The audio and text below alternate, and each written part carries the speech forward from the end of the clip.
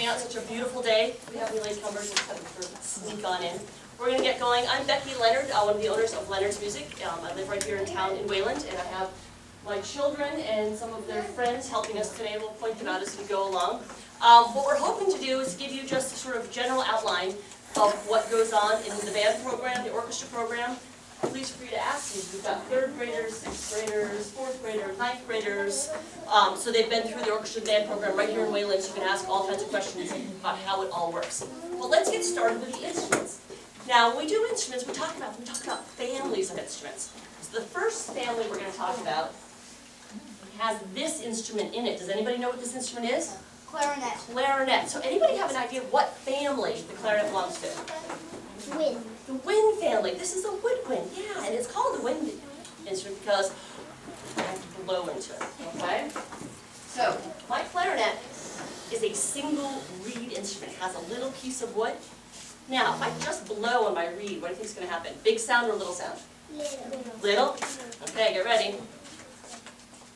Nothing happens. Because it's just a single piece of wood, it needs a mouthpiece so that the air can vibrate against the reed and make a sound.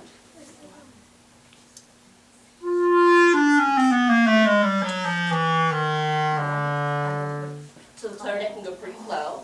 It can also go pretty high. It's a soprano instrument.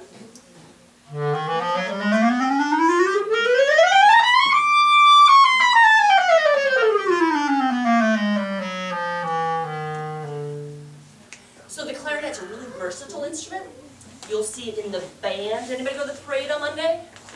So you saw them marching. They marched with the clarinet.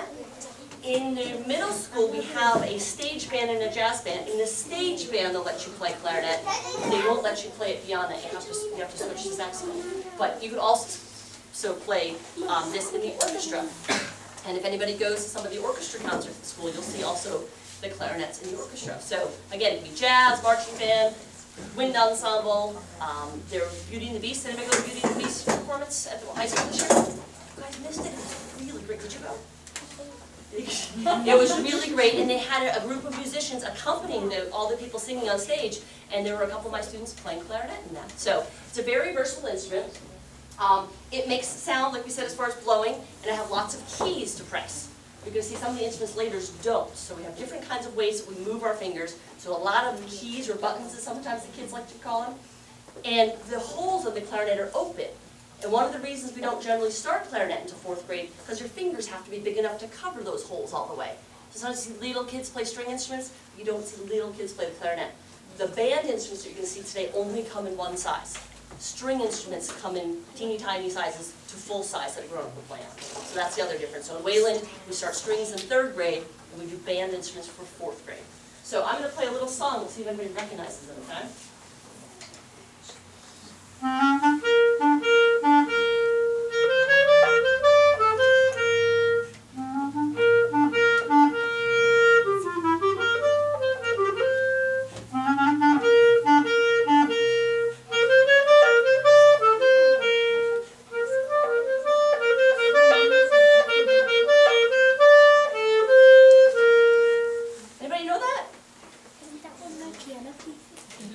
I know it, but I forget the name. Oh, it sounds familiar, doesn't it? Yeah, same with me. Same with you? Did anybody see the movie Sting? It's called The Entertainer by Scott Joplin. And again, it's a ragtime. So again, the whole idea is that clarinet is a very versatile instrument. All right, so this is the woodwind family. Let's pick another instrument of the woodwind family.